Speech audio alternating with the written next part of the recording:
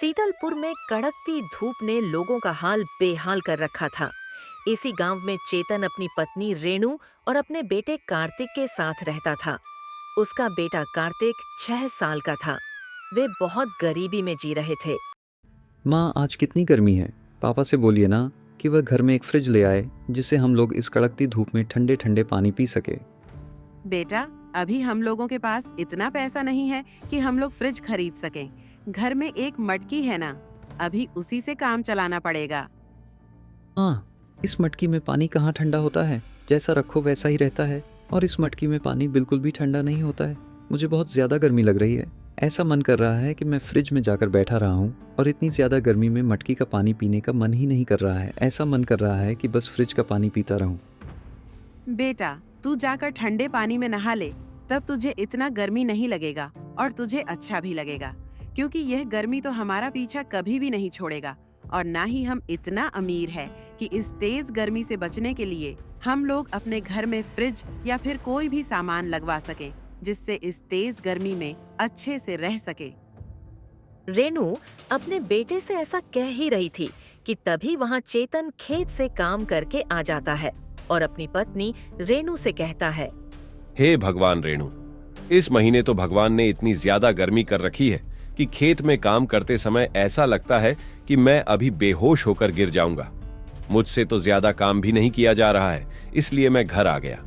रेणु, एक काम करो, मेरे लिए ठंडा पानी लाओ। ठंडा पानी पीऊंगा तो मुझे अच्छा लगेगा। रेणु सबको मटकी में से पानी निकाल कर देती है पीने के लिए। ये मटकी का पानी बिल्कुल भी ठंडा नहीं है। अगर इसकी जगह फ्रिज का पानी होता तो कितना अच्छा लगता पीने में। कुछ समय बाद शाम हो जाती है तो रेणु शाम के खाने का बंदोबस्त करने लगती है और खाना बनाने लगती है।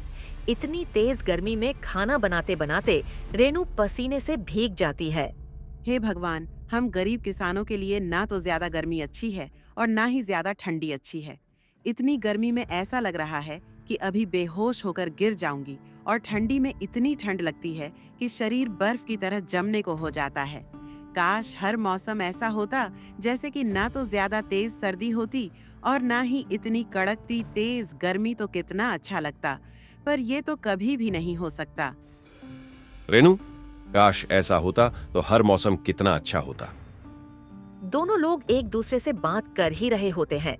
तभी वहां करण सेठ आ जाता है, जो उस मकान का मालिक होता है, और उन लोगों से कहता है, अरे चेतन, तू तो इस बार भी घर नहीं आया। किराया देने क्या बात है? तुझे इस बार भी किराया देने का मन नहीं है क्या? सेठ जी, किराया तो देना ही है, लेकिन अभी मेरे पास पैसा नहीं है। आप मुझे 1 हफ्ते का और मोहलत दे दीजिए, मैं आपका सारा किराया दे दूंगा। काफी बात तो मैं तेरे मुंह से 4 महीने से सुनते आ रहा हूं, लेकिन अभी तक तूने मुझे 1 दिन का भी किराया नहीं दिया है। इस बार मैं तेरी कोई बात नहीं सुनूंगा। अभी तो रात हो गई है, इसलिए कुछ नहीं कह रहा हूं, लेकिन कल सुबह होते ही पूरा घर खाली करके यहां से चले जाना, क्योंकि मैं तुम जैसे गरीब लोगों को अपने घर में 1 दिन भी बर्दाश्त नहीं कर सकता हूं। कल सुबह होते ही मेरे घर से दफा हो जाना। ऐसा मत कीजिए सेठ जी, मैं कह रहा हूं मुझे 1 हफ्ते का मोहलत दे दीजिए, मैं आपको पूरे महीने का किराया दे दूंगा। मैं इस कड़कती तेज धूप में अपने पूरे परिवार को लेकर कहां जाऊंगा? मेरे पास तो रहने के लिए कोई और जगह भी नहीं है।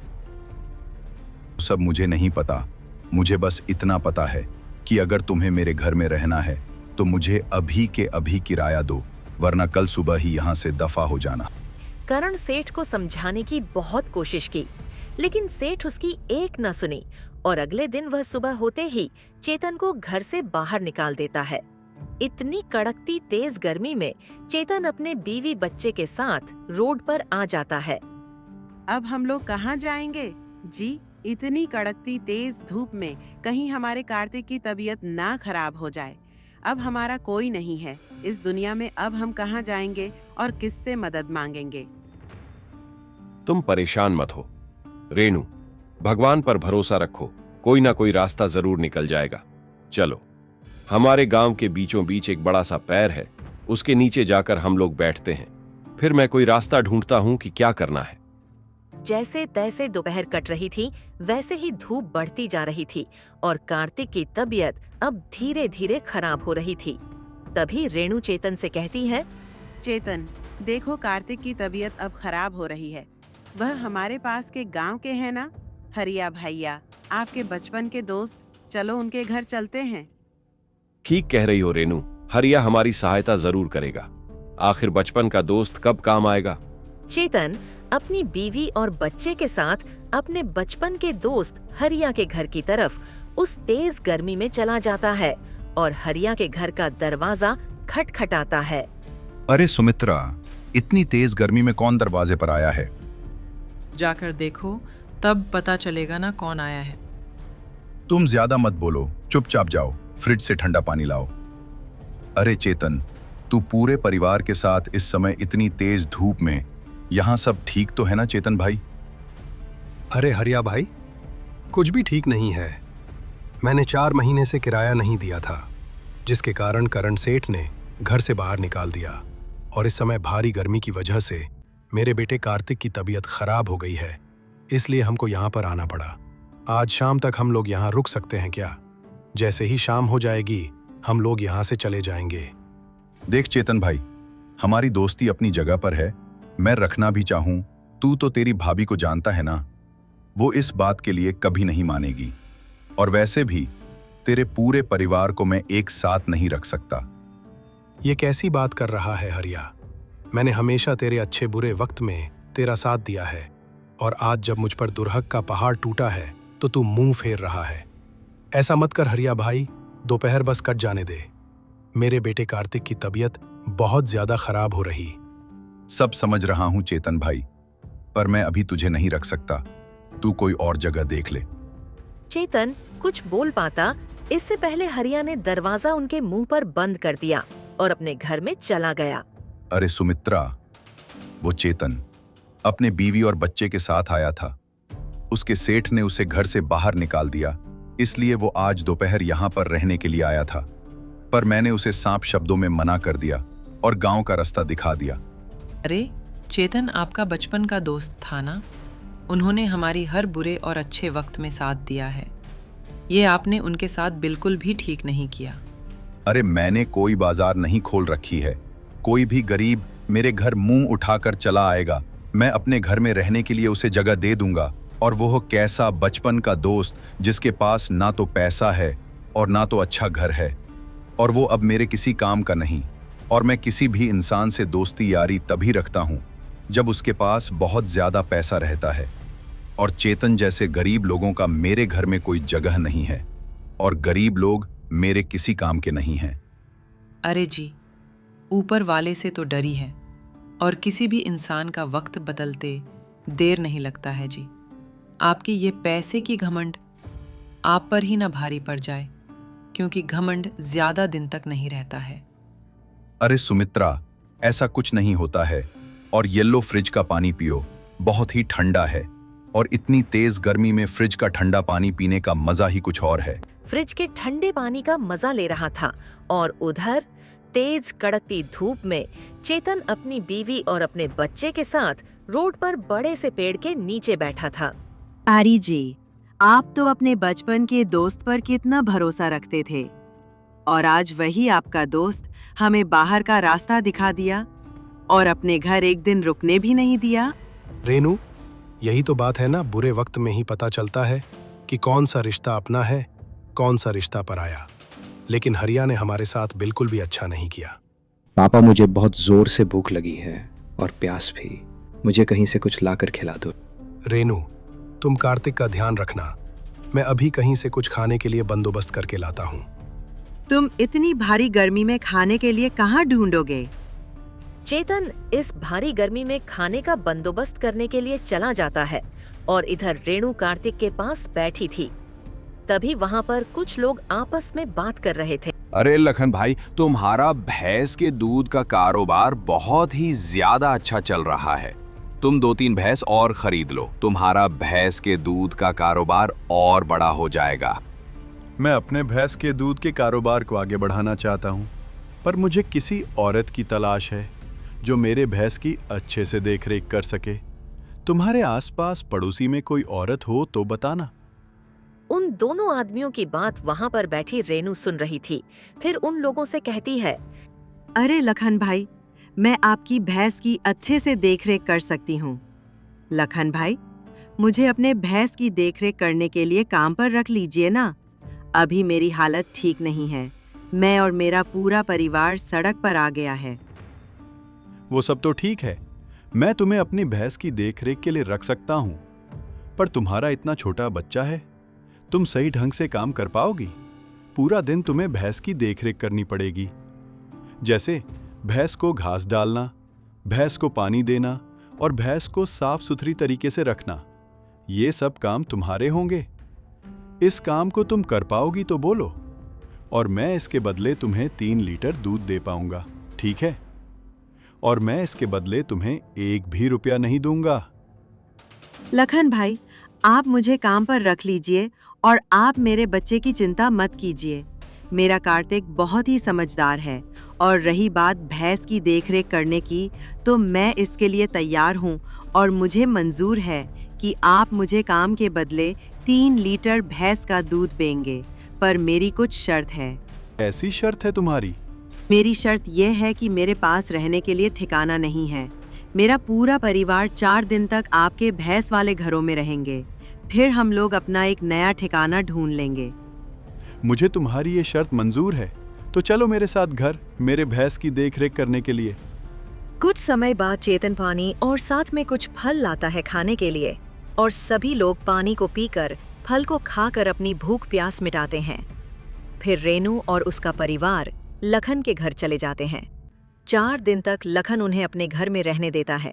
फिर वो लोग एक नया घर किराए पर ढूंढ लेते हैं, और इधर रेनू लखन के यहाँ भैंस की देखरेख करती है और रात में भैंस का दूध लेकर अपने घर चली जाती है। रेनू, तुम मुझे एक बात बताओ, तुम लखन के यहाँ कम करने के लिए 3 लीटर दूध में कैसे मान गई? तुम्हें तो पता है ना, हमारी आर्थिक स्थिति कितनी खराब है और हमारे पास पैसा भी नहीं है, तो तुमने लखन से पैसा क्यों नहीं मांगा? हमारे घर का खर्च कैसे चलेगा? और तुम्हें पता है ना, हमारा खेतों का काम भी अच्छा नहीं चल रहा है। हाँ जी, आप ठीक कह रहे हो। 3 लीटर दूध से तो घर का खर्च नहीं चलेगा। बस आप देखते जाओ, मैं इस 3 लीटर दूध से घर कैसे चलाती हूँ। फिर रेनू ने दूध को अच्छे से पकाया और उसमें कुछ मात्रा में काजू और लस्सी बनाने का अन्य सामान डालकर लस्सी बनाई।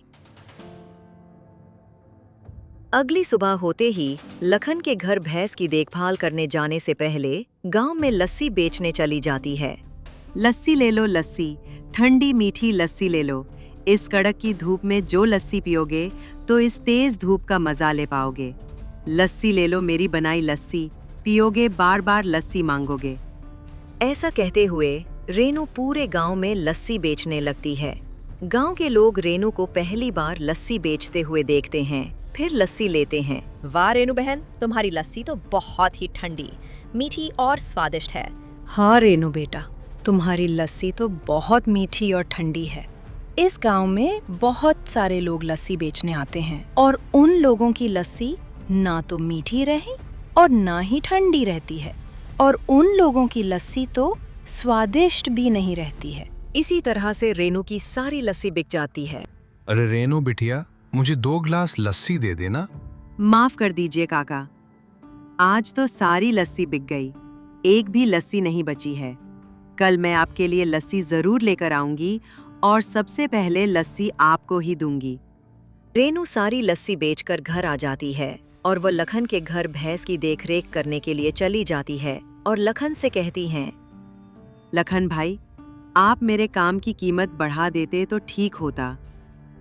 रेनू, अभी तो सिर्फ तुम्हें काम किए हुए 1 हफ्ता भी नहीं हुआ है और तुम अपने काम की कीमत बढ़ाने की बात करती हो। 4 दिन और रुक जाओ, मैं खुद ही तुम्हें भैंस का दूध 2 लीटर और दे दूंगा। रात हो जाती है। तब चेतन अपनी पत्नी रेनू से कहता है, क्या हुआ रेनू, तुम बहुत परेशान लग रही हो। क्या बताऊं जी, गांव वालों को मेरी हाथ की बनी लस्सी बहुत ज्यादा पसंद आ रही है और किसी को मैं लस्सी दे ही नहीं पाती। मैं अपनी लस्सी के व्यापार को बहुत बड़ा करना चाहती हूँ, पर लखन भाई ने साफ शब्दों में मना कर दिया दूध देने से। रेनू, तुम एक काम करो, अपने मालिक के यहाँ से ही 3 लीटर दूध और खरीद लो और फिर लस्सी के काम को बड़ा कर सकती हो। फिर अगले दिन से रेनू ने लखन से 3 लीटर दूध खरीद ली और फिर उसे अच्छे से पकाकर लस्सी बनाती है। और फिर सुबह होते ही गांव में लस्सी बेचने चली जाती है। ये लीजिए काका, आपकी ठंडी मीठी लस्सी। अच्छा किया रेनू बिटिया, जो तूने सबसे पहले मुझे लस्सी दी, क्योंकि तुम्हारी लस्सी तो बहुत ही जल्दी ख़त्म हो जाती है और खाना खाने के बाद मुझे लस्सी चाहिए होती है। जिस दिन तुम्हारी लस्सी ख़त्म हो जाती है, उस दिन मैं बिना लस्सी पिए ही सो जाता हूँ। काका, अगली बार से मैं आपको सबसे पहले ही लस्सी दे दूंगी। अच्छा काका, मैं अब चलती हूँ। रेनू की लस्सी ठंडी मीठी होने के साथ स्वादिष्ट होती थी, इसीलिए गांव के लोग रेनू की लस्सी को बहुत ज्यादा पसंद करते थे। अब तो पूरे गांव में चारों तरफ रेनू की लस्सी की चर्चा होने लगी थी और रेनू की बहुत अच्छी कमाई होने लगी। जब रेनू लस्सी बेचकर अपने घर की ओर जा रही थी, रास्ते में उसे सब्जी की दुकान दिखी और वहां पर 3-4 लोग खड़े होकर सब्जी ले रहे थे। फिर रेनू सोचती है, मैं भी चलती हूँ, उस सब्जी वाले दुकान पर सब्जी खरीद लूंगी। और वैसे भी घर में सारी सब्जियां खत्म हो गई। रेनू जैसे ही सब्जी वाली दुकान पर पहुंचती है, तभी वहां खड़ा एक आदमी रेनू से कहता है, लग रहा है कि तुम तो लस्सी का व्यापार करती हो, चलो मुझे भी 2 गिलास लस्सी दे दो। अरे भैया, मेरी लस्सी तो पहले ही बिक चुकी है, अब मेरे पास एक भी लस्सी नहीं बची है। क्या कहा तूने? सारी लस्सी खत्म हो गई है? इसका मतलब तेरी बहुत अच्छी कमाई हुई है। चल निकाल के दे मुझे सारे पैसे। भैया, मैं पैसे तुम्हें क्यों दूं? मैं इतनी भारी गर्मी में मेहनत करके लस्सी बेचती हूँ, जिससे मैं अपने घर का खर्च चला सकूं। क्या कहा तूने? इसका मतलब तू पैसे नहीं देगी? फिर वह लोग रेनू के पैसे छीन लेते हैं। फिर रेनू उदास मन से चुपचाप घर की ओर चली जाती है। जब वह घर जाती है तो चेतन उससे पूछता है, अरे रेनू, तुम्हें आज घर आने में इतनी देर क्यों लग गई? मुझे कुछ काम था, इसलिए घर आने में देरी हो गई। और जब लखन को इस बारे में पता चलता है कि रेनू लस्सी के नाम से प्रसिद्ध हो गई है और उसकी बहुत ज्यादा अच्छी कमाई होने लगी है। ये रेनू तो बहुत ज्यादा समझदार निकली। मेरे ही भैंस की दूध से ये अपना लस्सी का व्यापार कर रही है और मेरे भैंस के दूध से ज्यादा इसकी लस्सी की चर्चा पूरे गांव में हो रही है। ऐसे में तो मेरा दूध का कारोबार बंद हो जाएगा। इस रेनू का कुछ ना कुछ तो करना ही पड़ेगा। एक दिन लखन ने रेनू के दूध में पानी मिला दिया और दूध रेनू को दे दिया। फिर रेनू दूध को अच्छे से पका रही थी, तब उसे पता चला कि दूध में पानी मिलाया गया है। फिर उसने दूध को बहुत पकाने की कोशिश की। फिर उसने दूध में लस्सी बनाने का सामान मिलाई, लेकिन पानी ज्यादा होने के कारण लस्सी नहीं बन पाई। रेनू सोचने लगी, आज मैं लस्सी बेचने नहीं जाऊंगी। ऐसी बेकार लस्सी लेकर गांव में बेचने जाने से अच्छा है कि मैं घर ही रहूं, और इतनी बेकार लस्सी मुझे कौन खरीदेगा। उदास मन से रेनू घर पर ही रुक जाती है और तभी उसके घर के बाहर तांत्रिक बाबा आते हैं और दरवाजा खटखटाते हैं। बेटा, मैं सुना हूं कि तुम लस्सी बेचने का व्यापार करती हो। आज तो मैं गांव में तुम्हारा इंतजार कर रहा था, लेकिन तुम आज गांव में लस्सी बेचने नहीं आई, तो इसलिए मुझे तुम्हारे घर आना पड़ा लस्सी लेने, क्योंकि मुझे लस्सी बहुत ज्यादा अच्छी लगती है, इसलिए मुझे लस्सी पीने का मन कर रहा था। पर तांत्रिक बाबा, मेरी लस्सी आज बिल्कुल अच्छी नहीं बनी है, इसलिए मैं लस्सी बेचने गांव में नहीं गई, क्योंकि इतनी बेकार लस्सी गांव वालों को नहीं पसंद आएगी। बेटा, तुम्हारी जैसी भी लस्सी है दे दो, मुझे पीना है। तब रेनू तांत्रिक बाबा को लस्सी देती है। जब तांत्रिक बाबा रेनू को पैसे देने लगते हैं तो रेनू उनसे कहती हैं, अरे बाबा, ये पैसे मैं नहीं ले सकती हूँ। वैसे भी ये लस्सी मेरी कोई काम की नहीं थी। आप इस लस्सी को ऐसे ही रख लीजिए। बेटी, अगर तुम पैसा नहीं लेना चाहती हो तो कोई बात नहीं, मत लो। मदर, मेरे इन 2 मटकी में से तुम कोई भी एक मटकी ले लो। ये तुम्हारे कामों के मटकी है। अगर तुम्हारे अच्छे कर्म होंगे तो इस मटकी से तुम्हें अच्छा फल मिलेगा। अगर तुम्हारे बुरे कर्म होंगे तो इस मटकी से तुम्हें बुरे कर्म का फल अवश्य मिलेगा। लखन पीछे से सुन रहा होता है। उसने देखा कि तांत्रिक बाबा रेनू को मटकी दे रहे हैं, तो वह भी दौड़ते दौड़ते आया और तांत्रिक बाबा से बोला, तांत्रिक बाबा, क्या मैं भी इसमें से एक मटकी ले लूं?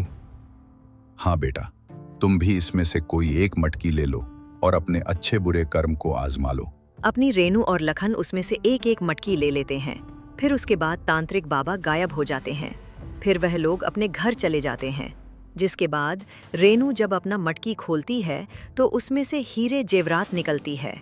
और वहीं दूसरी तरफ जब लखन अपनी मटकी खोलता है तो उसमें से बहुत सारी ईंट निकलती है। चेतन देखो ना, हमारे मटकी में से हीरे निकले हैं। ये सब हमारे अच्छे कर्मों का फल है, तांत्रिक बाबा ने कहा था। हमारी किस्मत तो चमक गई। तुम इन हीरों को बेचकर अपने लस्सी के कारोबार को आगे बढ़ा सकती हो। हाँ, आप बिल्कुल ठीक कह रहे हो जी। मैं इन हीरो को बेचकर अपने घर भैंस खरीद लाऊंगी। फिर हमें दूसरों के घर से दूध लाने की जरूरत नहीं पड़ेगी और आपको भी खेत में काम करने की जरूरत नहीं पड़ेगी। इस करती धूप में हमें कोई भी काम करने की जरूरत नहीं है और आप लस्सी के कारोबार को आगे बढ़ाने में मेरी सहायता कीजिए। रेनू और उसका पति चेतन बाजार से और भैंस खरीद कर लाते हैं और उनका लस्सी का कारोबार बढ़ जाता है। और कुछ दिन बाद रेनू अपना एक लस्सी और दूध का दुकान बनती है और अपना खुद का एक बड़ा सा घर भी खरीद लेती है। और ऐसे रेनू और उसके परिवार की सारी परेशानियां दूर हो जाती है। अगर आपको हमारी कहानी अच्छी लगी हो तो हमारे टून वर्ल्ड चैनल को सब्सक्राइब करें, जिससे हमारे चैनल के जल्द से जल्द 1 लाख सब्सक्राइबर्स पूरे हों। और हमारी पूरी कहानी देखने के लिए आपका शुक्रिया।